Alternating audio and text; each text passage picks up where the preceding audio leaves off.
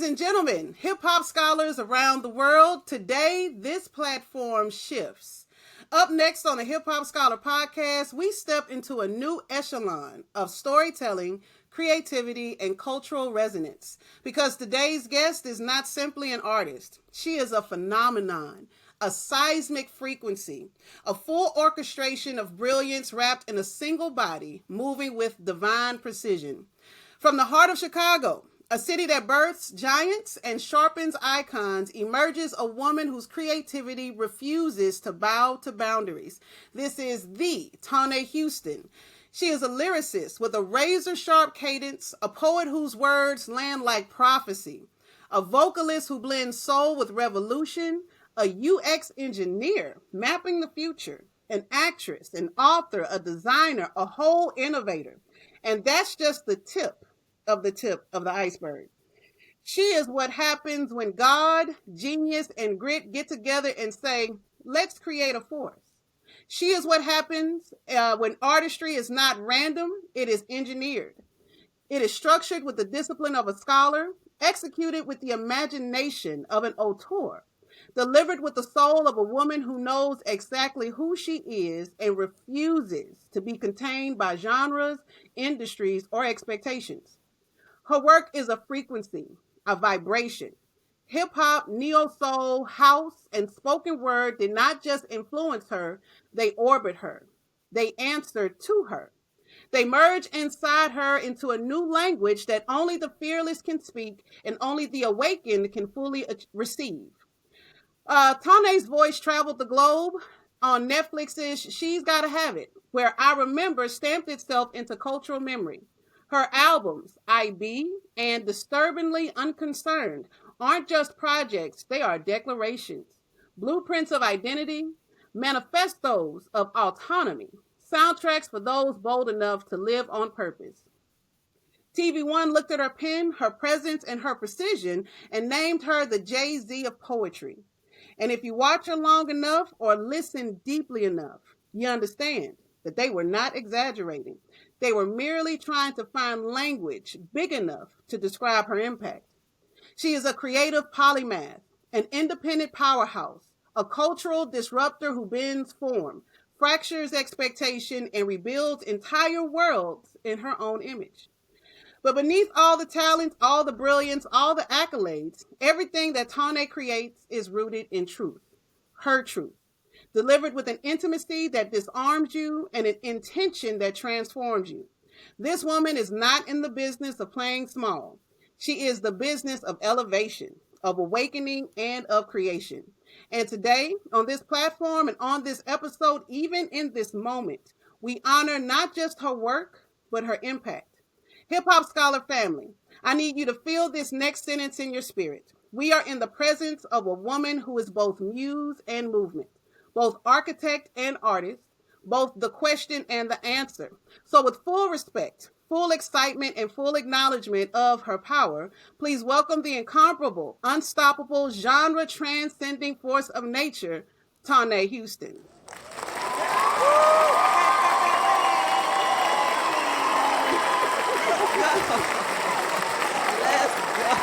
Let's go.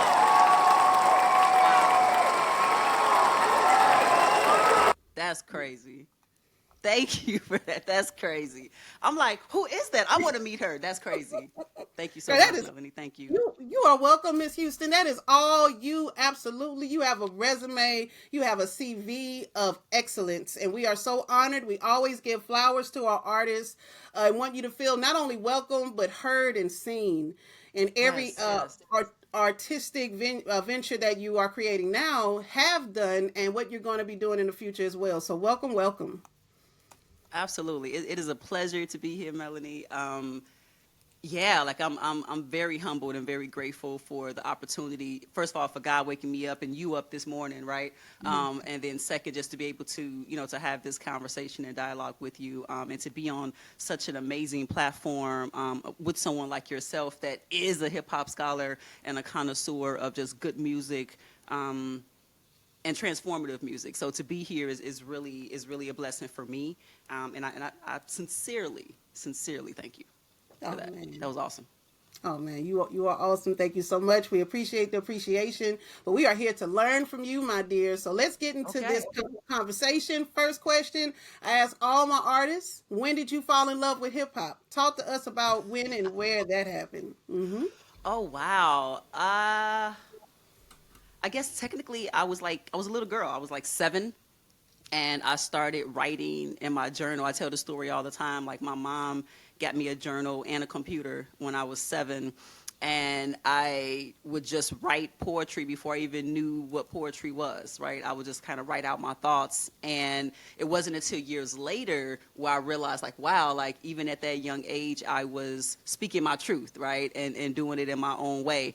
And then I think when I first performed was around that age as well, and it was I was performing against like 15, 16-year-olds, right? So I'm thinking these are grown people, and I'm sitting here, a little girl, nervous, scared.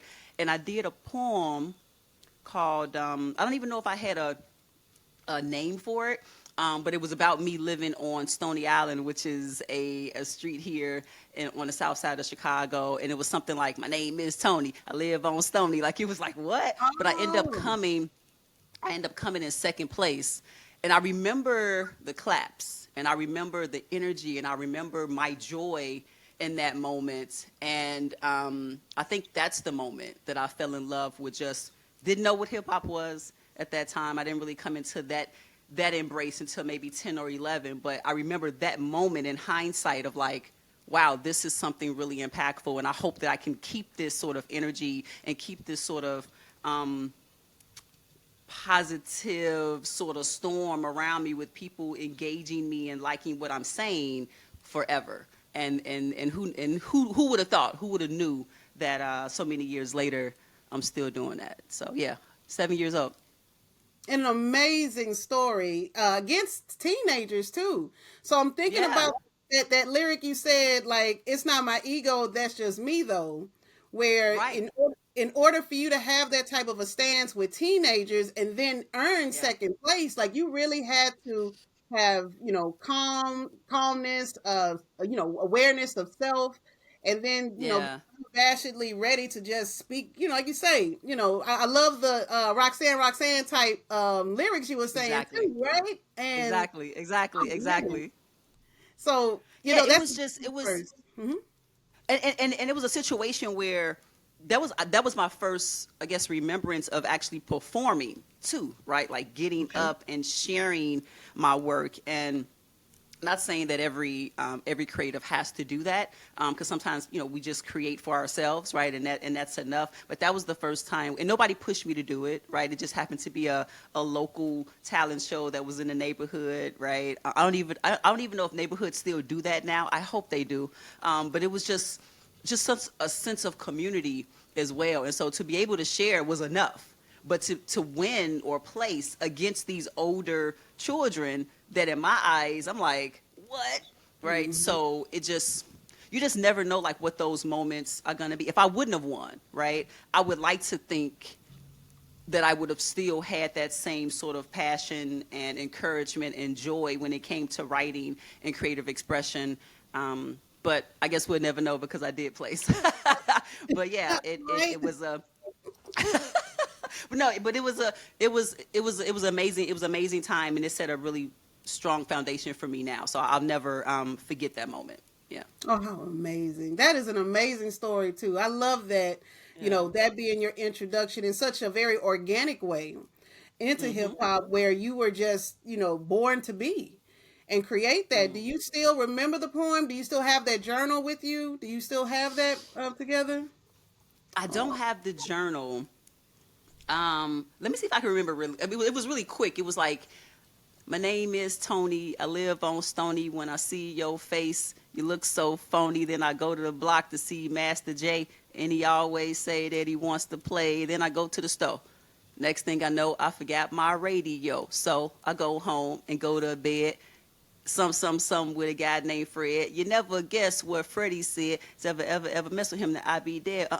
Oh no, you can't be talking to me because I'm the baddest little kid in history. Boom. oh, It was so like that. But yeah, I don't even know where it came from, but it was just, yeah, it was just thinking about just growing up around that area, and just the joy, the joy of that, and like, just the neighborhood people, and yeah. So no, I don't have that journal, but I'm glad that I still remember 95% of that. You know what? My grandmother, short sort of pivot. My grandmother is 89. She'll be 90 in December, prayerfully. And just the other day, she was like, "Hey," she calls me Tony. She's like, "Hey, Tony, remember that poem you did?" And I said, "What?" And she was like, "Remember some Tony live on Stony?" I said, "Wow." So even my grandmother at 89 remembers at least the first two lyrics, right, of that poem. So yeah, it was impactful, Melody. It was impactful. Yeah, for yourself, for the audience, for your grandmother, because now your music is still doing the same thing. Your music hits hard. It is surprisingly refreshing, lyrically sound, coming directly and genuinely from you. Like, and it's, it's beautiful to hear that was decades ago, and even your grandmother remembering it. Like, she probably could sing right along with you, but the pride that she felt watching you do that to what she sees you doing now, how does that feel for her to know from back in the day to 2025? How does that feel that she's been there to see you grow into this artist? As she says often, she says, "I'm 89 and I know it," right? And so it's a situation where for her to have that memory, when so many other memories have fluttered on, right? Mm-hmm. But for her to remember that one and to even play around with me and saying it like, "Hey, you remember that?" And I'm like, "What?" And so it's joy, right? I think it's joy personified in the most purest way. And I really thank God for it, for one, still having her, and then two, to kind of always kind of have those little pivotal moments where it's almost like she's reminding me of who I am. There you go. Right. Of just my root, right? It's funny you talked about me being a UX engineer, and a lot of times I talk about that with my clients, right? It's like when you talk about an experience, you have to first talk about what is the root of that, whether it's a positive experience or a negative one, right, or anything in between. What is the root? And so her remembering that and kind of bringing it back to the forefront, whether it's on a Thanksgiving or whether it's on a birthday or whether it's just me visiting her on a Sunday, that's my root. Right. So, yeah. Yeah, that's your foundation. That is, again, remembering your why, remembering who you are. Right. And then, and I have that question here where you have connected all of these different personas, where you are an engineer, you are an artist, you also do acting, you do a lot of different hats. Like, okay, again, you're not just an artist, you're a UX engineer. So how does working in tech sharpen your creativity, and how does your creativity influence your work in STEM? So how do they work hand in hand when it comes to being you? It's interesting because, I just left corporate after 25 years, right? Some people don't stay in corporate 25 days. And so to be able to say that is like, wow. But I've chosen to kind of step away from it and be a full-time artist and a full-time STEM professional on my own, like defining it in my own way. Because what I realized was, in UX, there's a creative element, right? That's the foundation of what it does, right? It's about looking at it from a human-centric, a people-centric, a people-first sort of perspective, right? So you may hear terms like design thinking or user experience or whatever. And in the past, I would really separate the two. It was like, okay, STEM is STEM, art is art, but as I continue to grow and learn, right, I realized, no, UX is hugely creative. There's a huge creative component in that. And then on the creative side, there's an analytical side to that of how I am putting my cadences together, of how I'm putting and writing a song, right? The musicality and the story that the music is telling outside of my lyrics, right? And so when I looked at that, it wasn't about separation. It was really about the culmination of how I love both, right? I work in both. I make money in both. I'm professional in both. So why was I splitting that in terms of tech and like it was so mind-boggling to me that I was doing that until all of a sudden I had that aha moment. So to try to answer your question more succinctly, it's a natural blend. It's just a natural blend in my head. And so it was actually more work for me to try to separate it than just say no, right? So now when I do, for example, when I do a STEM speaking engagement, I use performance art.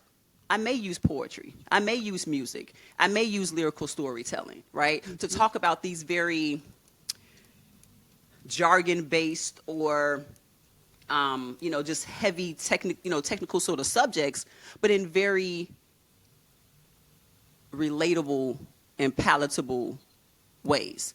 The same thing with my music, right? If you have listened to it, it's like, okay, there's a situation where I'm not trying to rap like anybody else. Right. I could love MC Lyte, love Queen Latifah, grew up on them, right? I could love Cardi, love Nicki, right? And anybody in between that's part of this popular sector right now. I could love it all, but that's still not me, right? And so there's this element of, okay, how can I do this in a way that is very intentional, even if people don't feel like it is, but it's very analytical in the sense of I have a song called Cheat Code. Okay. Haven't released it yet. I literally wrote Cheat Code because I was studying for a certification for Salesforce, which I got, by the way. But in order to remember all of the information, I had to, I do a lot of gamification in my head. I teach gamification, right? So I was like, wait a minute, that's the cheat code. The whole song is based off of that. Now, when people hear it, they probably going to think it's about something else, about my confidence or about whatever. But it's literally about the binary numbers I had to remember in order to pass this cert. It's a blend. And I love being able to stand in this space because I don't see anybody else in this space, Melanie. Right. I do not see anybody else in this space. And I think my initial fear was maybe aging out of it or losing the passion for it. But now I know God has a purpose, whatever that purpose. And so when he said, don't send another resume to a consulting firm, don't send another resume out to any of these, tech, like work on yourself, work on your own brand, work on your own business. You do this. You do this every day for these companies, but you're a company too. You're a brand as well, right?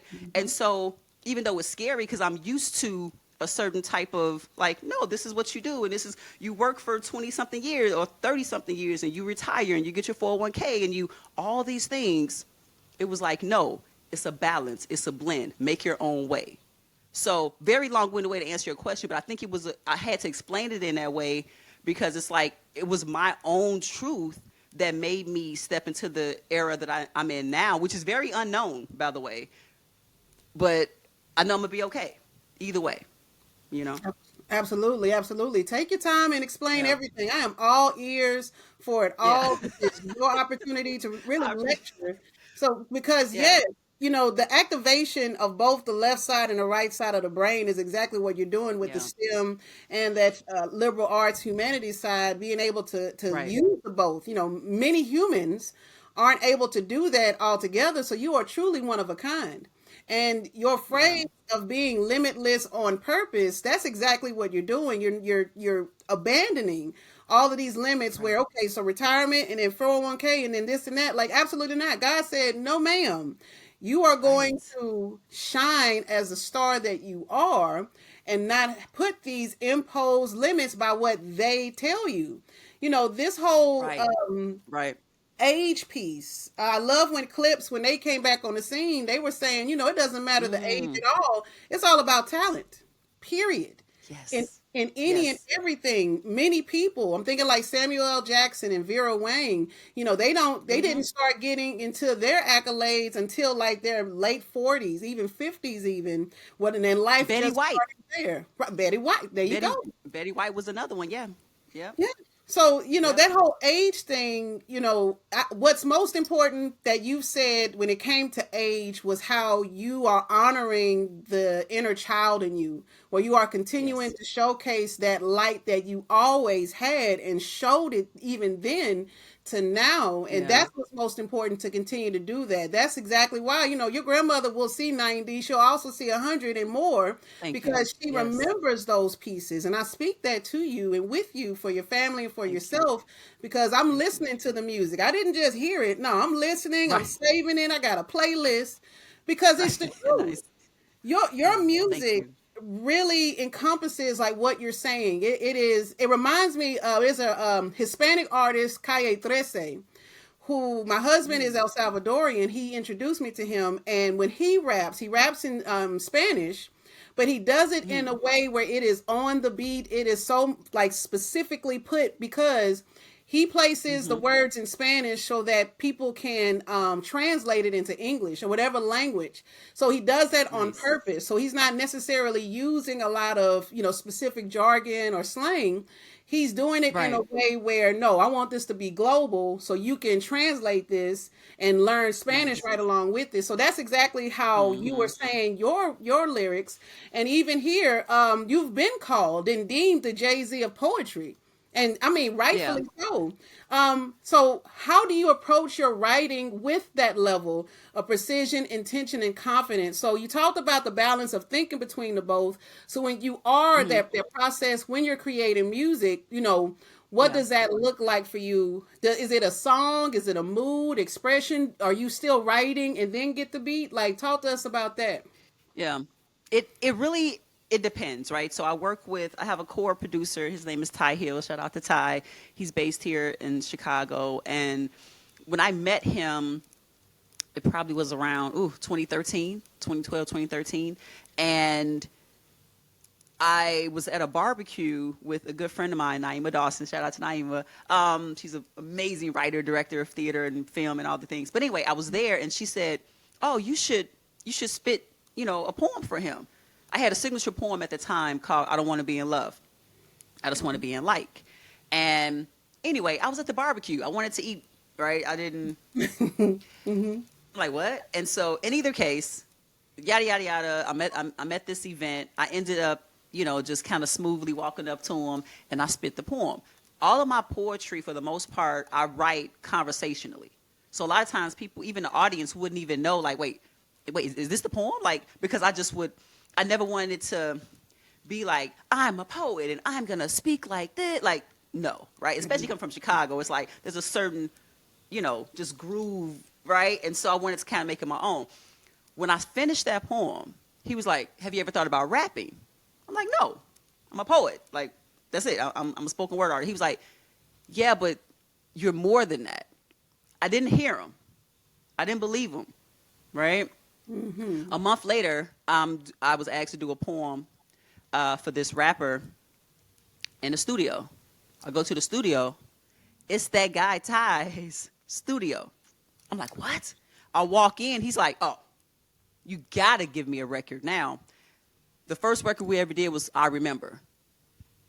That's the same song that ended up getting the sync placement with Mr. Spike Lee. I say that story to answer your question initially because when I first heard "I Remember," I thought about Tupac's "Brenda's Got a Baby." And I remember that was one of the first raps that I heard it once and I learned it, right? Because it was so poetic. And I love Tupac, but it was something, I've heard other songs of his, but it was something about that particular one. And so you think back to me saying to myself, I'm just a poet. I limited myself in that moment, right? And then God said no. I meet Ty again. I get the song. I write it very similar to how Tupac wrote "Brenda's Got a Baby." No hook, right? Just bars, storytelling, right? That became the cadence for when Ty and I would create music. He would send me a beat, and the music would have its own story in my mind. If it didn't, I wouldn't even write to it. But if I heard it and was like, huh, and then the song would just come, whatever it was. My first album is called Love States. You mentioned IB and Disturbingly Unconcerned, which are two, but my first album was called Love States, and it was really more, I call it hip hop, but a lot of people looked at it as like poetry to music. But it was literally, he would send me a song, I wrote whatever came to mind. Some of it may have had a hook, some of it may not. Some of it may have had song structure, some of it maybe not. I didn't care about being on radio. I didn't care about, I wanted to get these, this sentiment, these messages, these moments out. As I grew with IB and Disturbingly Unconcerned, I started learning song structure. I started getting mentorship from people in the music industry of like, okay, maybe, focus on this or think about these things. So now it wasn't about waiting on a beat. Now it was like, just write. Just write, just write, just write. And whatever comes out from that, we'll just, So I started working with other people of just like, how do I put these, these different elements of a song together, which is why even to today I feel like Disturbingly Unconcerned is one of my most hip-hop albums, but it's also the one where I intentively was like, I want to write hip-hop songs with a certain sort of structure so that if I am trying to get into this industry, they hear me. Because with Love States, they probably wouldn't hear me. They would say, oh, that's a poet that got some music behind her. With IB, they might have started to hear me with songs like IB or Flippant, maybe a little bit. But with Disturbingly Unconcerned, it was undeniable of like, she hip hop. Okay. Right.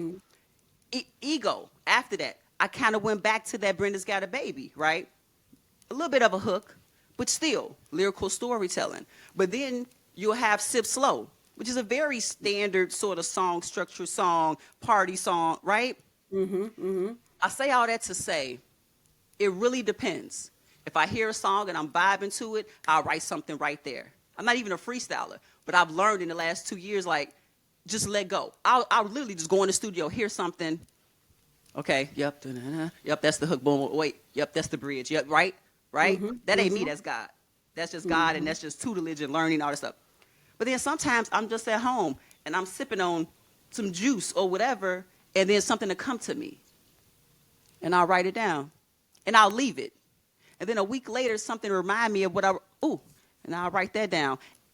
And then I'll leave it. At the end of that other week, I might have 3 or 4 songs written and didn't even know it. No one sent me any music. Nobody had to, because I'm still just kind of creating. Now, if I hear a song, I could go back and say, oh, I got the perfect song for that. Easy, right? So it just really depends. And I'm so glad that I let God in and other people in that saw something in me that I didn't even see in myself. And that's where I keep on leaning towards. So leaving corporate again was like, my family's like, what are you doing? And I'm like, lead not into your own understanding. It'll be okay. Right? So, yeah. Yeah, I well hope I said. answered the question. You did. You absolutely Okay. did. You Okay. answered it. You lectured. You preached. You gave it to us, the direction, the blueprint. You're going to keep talking, my dear, because I'm listening Okay. to everything, and it's so wise what you're saying. Like you have such passion with what you do, and you're excited about what you do. And that's really the 2 words that rolls out of that, is that when it comes to creating anything, any type of artistry. And I think also, even when you put together what you do for STEM, like it is innate in you. It is something intrinsic in you that is making you motivated to create something and be extremely proud of it and not just throw anything together. I believe that you are a person that is not just a perfectionist, but you are very diligent in whatever it is you put together. Like you said, for those albums, going from Love Hates to IB Love States, my apologies. Love States to IB to Disturbingly Unconcerned, and how you can feel the transition from each of those albums, and then the remarkable way that you went into that studio and then not only created a song, but a song that was a soundtrack to the Spike Lee's She's Gotta Have It on Netflix.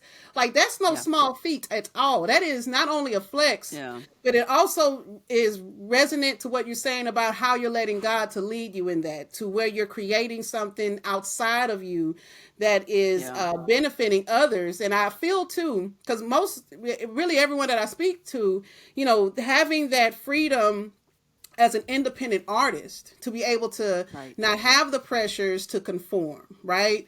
And then one of my questions is that track. I remember, what did that milestone teach you about visibility, ownership, and staying independent in an industry that does pressure artists to conform? Like, what did that milestone teach you, Toiné? Well, in terms of independence, it definitely let me know that I could do it right on my own. Especially even how I ended up getting that opportunity. I submitted the song through Pitchfork, which I knew Pitchfork, like I knew the name, I knew, just the company and the brand and some of the things that they have done within the music space and entertainment space, but you just never know. Like, it's so much fraudulent stuff out here. You just never know. But the good thing about when I submitted it, they didn't ask for any payment. It seemed legit. So I prayed on it. I submitted it. I let it go. It was I Remember and another song. I don't know. But 6 months later, I get a call from 40 Acres and a Mule. I was living in California, right? Working. I'm at work. A 312 number comes up. I know that's Chicago, right? So I'm like, okay. I pick up. I have the conversation with, someone from his team, and they tell me, oh, your song has been put on the short list. I'm like, great. Who are you? And what song? And what's happening? And so, she tells me who she is. I'm like, oh, I think I actually I didn't pass out, but I lost my legs because I remember my coworkers was like, Antoinette, are you okay? And I was like, one second. Like, I just was like, wow, this moment is happening. And so, but I'm still on the short list. That's not a guarantee, right? So I'm like, okay, thank you so much. This is like 6 months after I had submitted. Maybe 3 weeks later, if that, the same number. I didn't save the number, but I remembered the number. The same number called me. I was shaking. Oh, my God. Answer it. Only thing she said, you got it. I said, what? In that moment, what ended up happening was I immediately called Ty, we got it. He was like, what? I'm like, oh, my God, perseverance. The beauty of that, right? Yeah. The beauty of prayer. The beauty of saying to yourself, you don't need a major label, right? When God says yes, there is no no. Shout out to Michelle Williams. There is no, right? It's just divine order. The beauty of that moment too, that song was chosen 5 years to the date when he and I released it. What? I'm thinking, or somebody else could be thinking too, that song old. What? It's not old if nobody heard it. It's not old. Right. It's out there. I have music right now. I could die tomorrow, and I pray I don't. But if I did, I have music out there right now no one has heard. Somebody might hear 10 years from now, and it may change their life. That's the hope, right? So that moment wasn't just about, hey, I got my first sync placement. Before even syncing music was a thing for independent. Now it's all the rave, right? Everybody trying to get into the sync music, right? But at that time, no one was doing that. No one was doing that. At least not on the level that, no one was getting, I didn't know anyone who had a placement that big, right? Right. So it showed me, yes, the power of prayer, power of perseverance, but also this could be a revenue stream for you, right? And also keep going, Antoinette.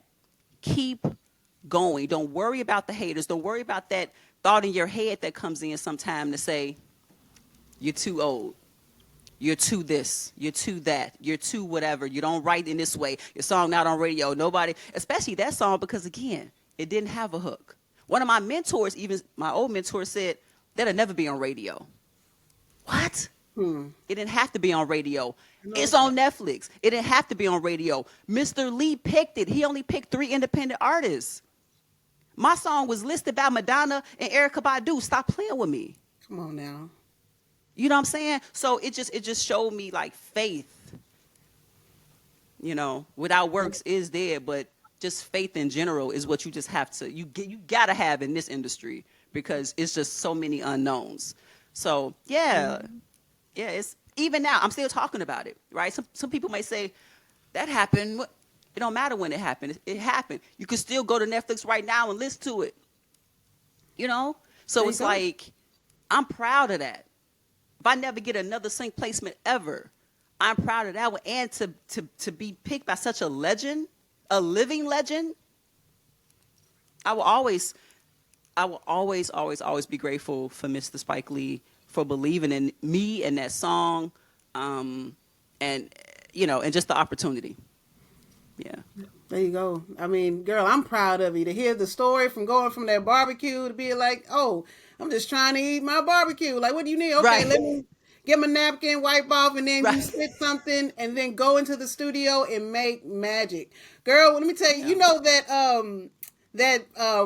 what you call it, that trend that's going around where they taking their glasses off with tenderism. I wanted to do that. I wanted to do that when you said between Madonna and Erykah Badu, like, doggone it. Throw my glasses, like, wait a minute. Yes. Yeah. And who's telling that story? I got chills hearing that story of faith and perseverance and just your ordered path. Like, your path is so ordered where you didn't even have to think twice about it. It was just you being exactly who you are and doing exactly what you do. Girl, you preaching. I mean, sincerely so, where it's such an authentic way in which you are creating that. And then when I do look into your profiles and your website, and I'm going to put everything in the description here, you never have to sacrifice your self-image in order to try to get notoriety. Like I was looking at one of the ones, and your sexy poses is where you have your bonnet and your pajamas on. Like that's as sexy as it's gonna get for Toiné Houston, and you don't have to do anything more than that either. That is hilarious. That is hilarious. But it's the truth though too. Like you come with a very professional aura, with a very ladylike, no nonsense.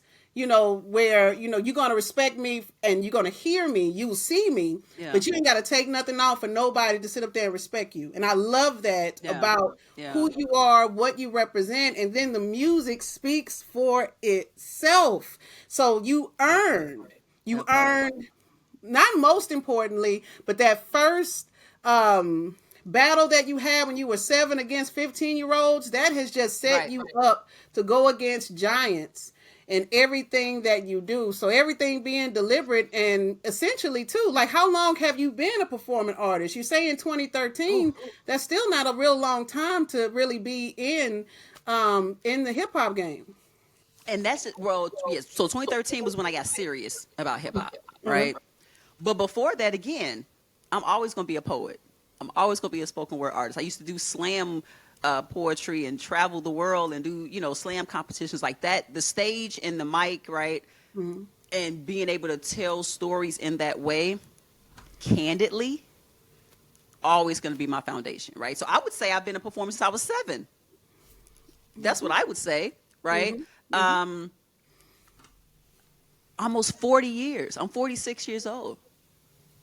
46 years old. You're and young. I can say that with pride. I can say that with pride because initially it'd be like, well, never say your age because then, if you blow up, then they gonna come. If I blow up at 50 and I'm sitting there on the stage and I'm looking at Jay-Z and Beyonce and they're like, wow, she's 50 and I'm spitting, you think I'm not gonna be proud of that? Of course I will, right? It just is what it is. So yeah, almost 40 years holding a microphone and having a crowd love what I'm doing. I don't know a lot of peers that can say that in the same way. Right. I'm proud of that. I'm just proud of that, right? Finally. Wasn't always, right? Because again, it's a lot of self-evaluation. Am I doing the right thing? Which is why I stayed in corporate so long, right? Not that it was easy money, but I'm very educated. I'm very skilled, and I love engineering and UX and human factors, all the things. Mm-hmm. I want more Black people to get in that space of STEM, software engineering. Yes, please. Shout out to DePaul University. Shout out to Illinois State. Shout out. But there's always been an element of me that knows I'm supposed to give back in this way too.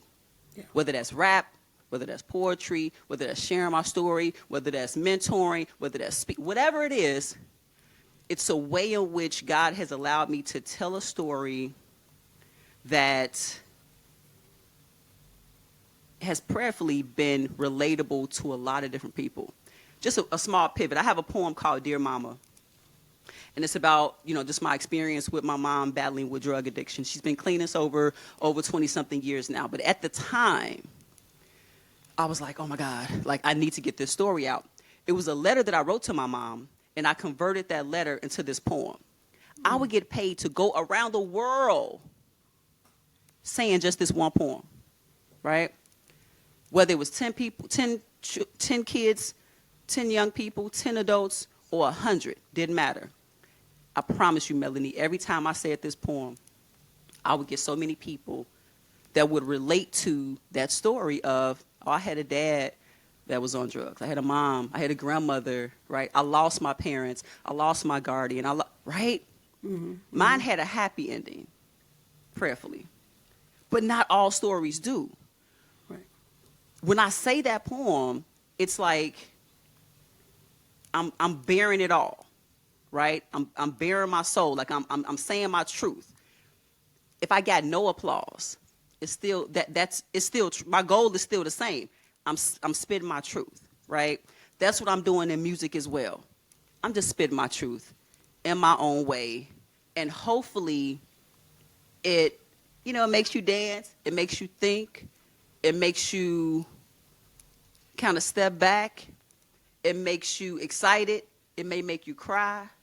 Whatever the emotion, I'm okay with that. But I think it's always going to be in my life in some sort of way. And that I'm really appreciative of. I'm really appreciative of.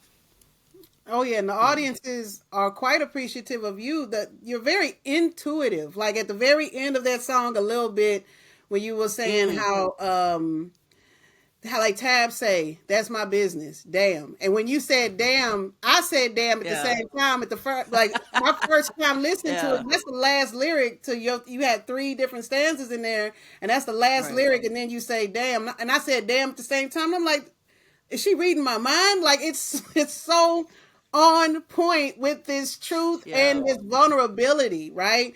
To be vulnerable with people, it just resonates so much. The more that we can be authentically ourselves and share that truth, as much as we're comfortable with sharing. And like you say, it probably took you years or maybe even having to do, different types of mantras and such before you to be able to do that. But I loved when you said, especially the part when you were like, the applause is extra. And I try to tell that to my students that, whenever you give your thesis or your story to an audience, you want to be so sure of what you are speaking that the applause is just something additional. It's just extra. Right.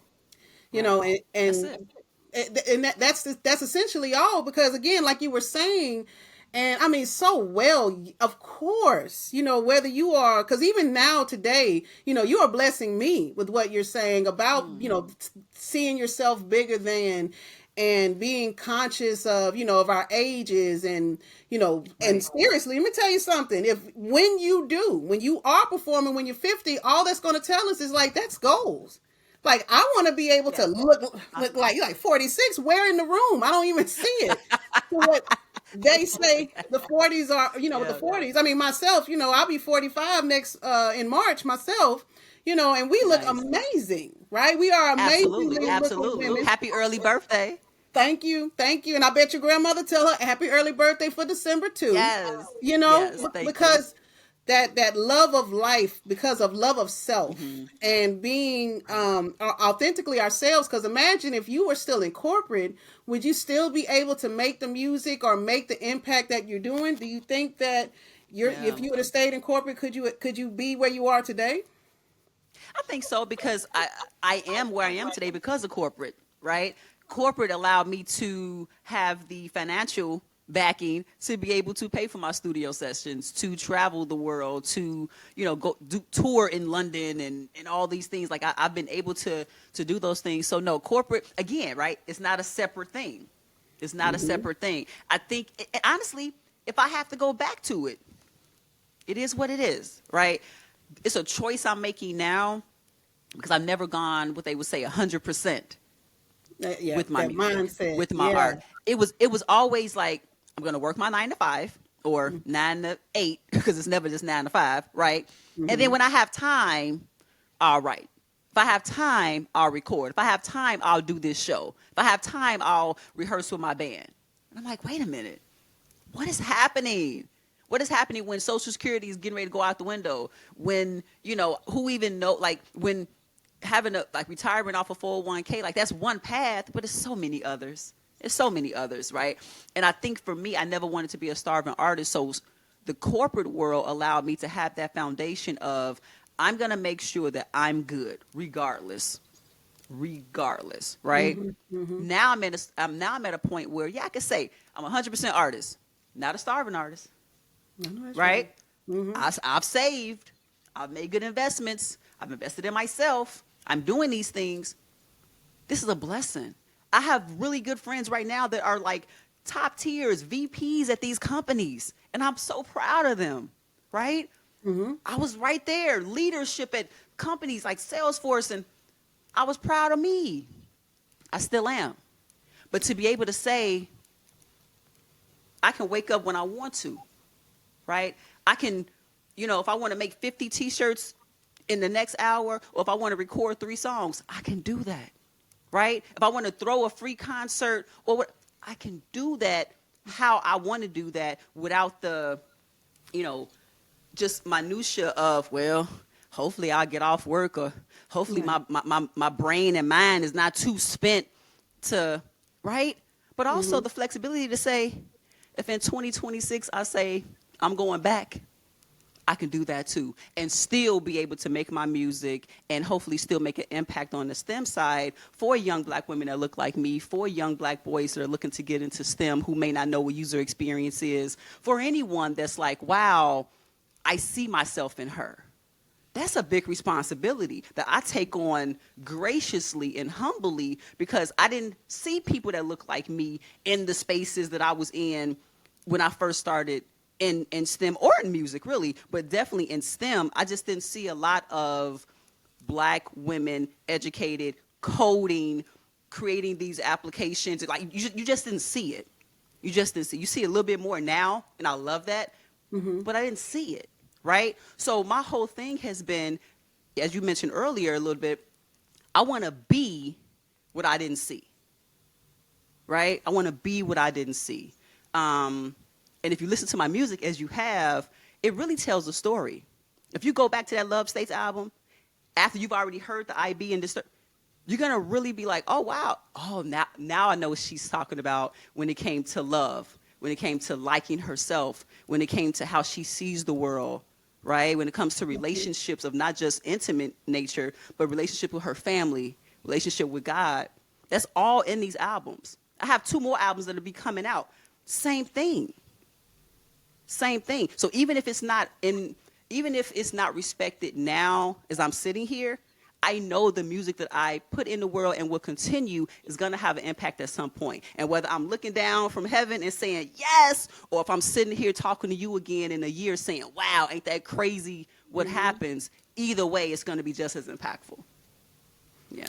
Oh yeah, absolutely. Absolutely. It's that mindset that you have, that you are able to leverage the corporate Toiné, the money, the mind frame, the business aspect of it, even the consultation wise type sayings, you are able to leverage that into your music. And that's key, whether you are, corporate, whether you are in the medical field, or even just a retailer. It all comes down to that mindset and really that love of self, which takes time.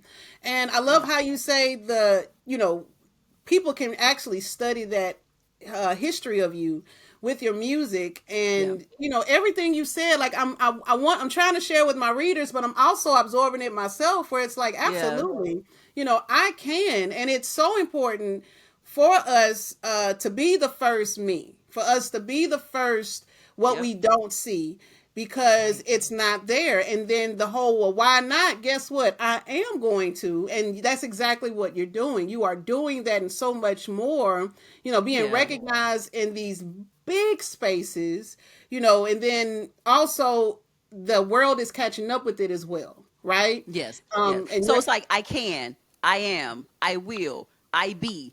All of these sort of like very poignant sort of phrases, but you ending them with a period to say, I'm standing on that. But also you can end it with a comma because I'm more than that.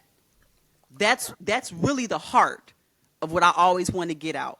Whether it's in my music, my poetry, my way of just coming into a room or coming into this earth, right? I can, I will, I am, I be, period. I can, comma, I will, comma, I am, comma, I be. Like, it's, right? Both things could be true.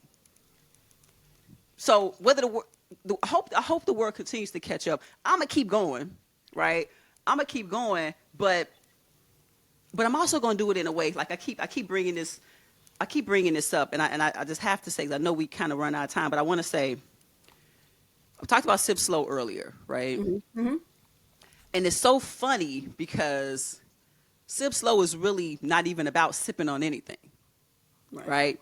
It's really about mindfulness. It's really about, hey, sometimes we have to pivot. Sometimes we have to, kind of take that, right?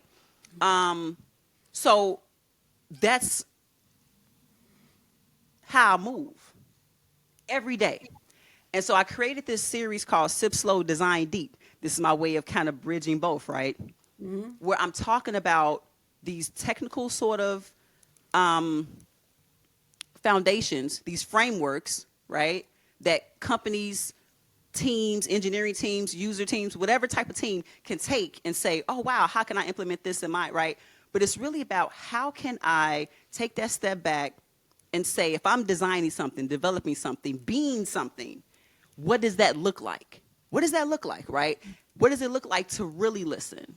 What does it look like to show up, right? It's all about sipping slow. But then the design deep comes in where it's like, if I take this pivot, I'm not taking this pivot to stop. I'm taking this pivot so I can go deeper into the understanding of whatever that framework is. What does it mean to be human? What does it mean to be an engineer? What does it mean to show, like, to be great, to be gracious in a space? What does it mean when you're the only person that looks like you in a room and you get no respect? Whatever industry, right? What does it look like when you have something to say but no one's really hearing you because of, right? How do you manage that part? So it's like, yeah, I am, and I hope I will continue to be in a space where I stay truthful to myself, and however that comes out, I'm grateful for it. If it's a song, if it's a product line, if it's a poem, if it's a t-shirt, if it's a conversation, either way, Either way, all the ways, like, so, yes. Oh my goodness. Like, you're blessing me, right? As a hip hop scholar for this podcast, like, all of that, I'm just Melanie taking all that in. So inspirational. You are a multidisciplinary woman in such a very, unique, but, real way. You're taking the time to be as real as possible, not really, taking into a consideration, you're also this engineer, this STEM artist, you got this math, you got the science down, you're able to travel the world and so on and so forth. And you like, yeah, and I'm all that. And then I'm just Toiné. And I just want to talk to you, and I just want to make an impact with you. If you could just hear what I'm saying, if you're speaking, if it's the music, like, truly you have such a gift of sharing out what people need to hear. And there's like one particular student that I'm thinking about, and I'm like, man, you would bless her so much, because she's going into cyber security, and she was talking about getting her Juris Doctorate. She was like, she doesn't know how she's going to do it. And as you were talking, I was like, oh, you got to meet this young lady, because she is trying to navigate that. I will, girl. As soon as we finish with this, I'm going to definitely get that information to speak with her, and then meet with many others. So this, this conversation, it's transcending past music to really, a bigger audience with such a wider ear. Like, you're having us to listen and engage, and that's your way of pulling us in, and you really have such much more to give, to share out, and girl, just amazing. You're just amazing. That's it. Thank you, sis. But that's it. That's it. It's like, I've always learned, always tried to like hook them, right? Not in a salesy way. Hook them, like meet people where they are, right? Mm-hmm. We are who we are when we are. Hook them where they are, and then just be authentic, be honest, and just share your story. That's really all I'm doing. Whether I was sharing my story with a poem, or sharing my story with music, or sharing my story in the boardroom, or sharing my story on, talking to 50 engineers, didn't matter. I was still sharing and being authentic. And I think that's what has gotten me to where I'm at now, where anybody you ever talk to will have hopefully positive things to say about my work ethic, as well as just how I show up in a space. Because I'm always going to show up, Antoinette, Toiné, whatever you want to call me. I'm going to show up authentically who that is. And I had to learn that for myself first. I'm so happy and proud that I do. I thank God for allowing that. And now my prayer is continue to do what I need to do, continue to listen, right? Continue to pivot when need be, continue to have conversation. And yeah, I'm proud of that. Pop Scholars, I have one last question for the Toiné Houston. So again, when we talk about music, it sounds like future Toiné is trying to teach us, including yourself, about what's coming to the future. Yeah. So what do you think future Toiné is teaching us? Ooh, future Toiné is teaching truth, right? In my own way, right? And teaching just what it means to be intentional and just unapologetically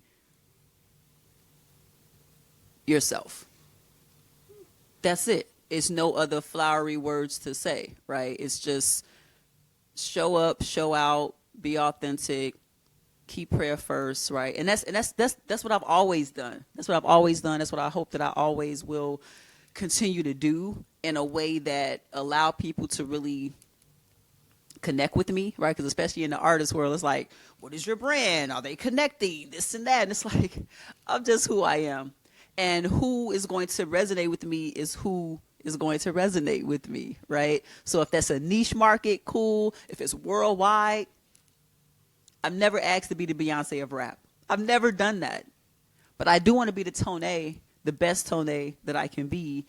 And I think I'm on a good path of doing that, and platforms like yourself and people like yourself, even in those moments where maybe I forget, or I get down, or I get depressed, or I get like, oh, what does it mean?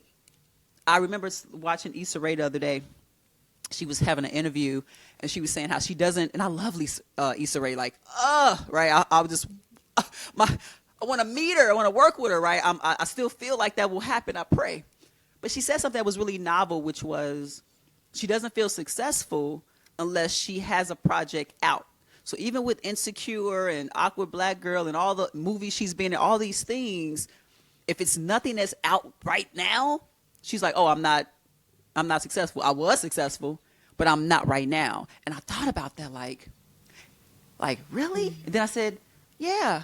Because if I'm not in the studio, if I'm not putting out something, like I just put out my I'm Bad record, or even before that, it was Ego. Before that, it was We Can Be Friends. Before that, it was Sip Slow. Like, if I'm not putting out something, I guess I can kind of feel like, what's next? And I think that rat race mentality is what I don't want to take into the future, right? I'm successful regardless, because I'm here. I have the opportunity to impact. I have the opportunity to create. I have the opportunity to speak, right? I'm success. This conversation lets me know this is success for me, right? To have someone like yourself say, hey, I didn't just hear you. I listened to your stuff. I'm listening to what you're saying. Your lyrics impacted me in a way, right? You're going to connect me to that other young lady who's going for her JD. That's going to impact her in a way. It's going to impact me in a way, right? So future is like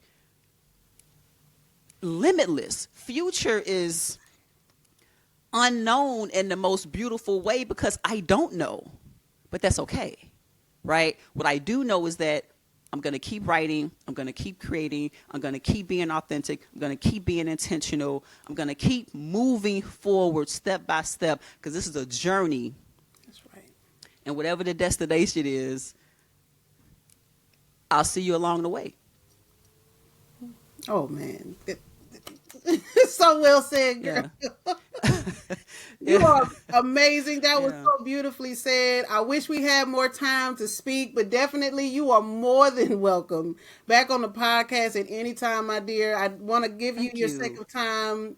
Thank you so very much for blessing us on this appreciate you. podcast as a hip hop Yeah. scholar family, as a hip hop scholar host. You have definitely blessed me today. With that said, hip hop scholar family, y'all check out Toiné Houston, all the great things she has going. We out of here. See you on the next one. Peace.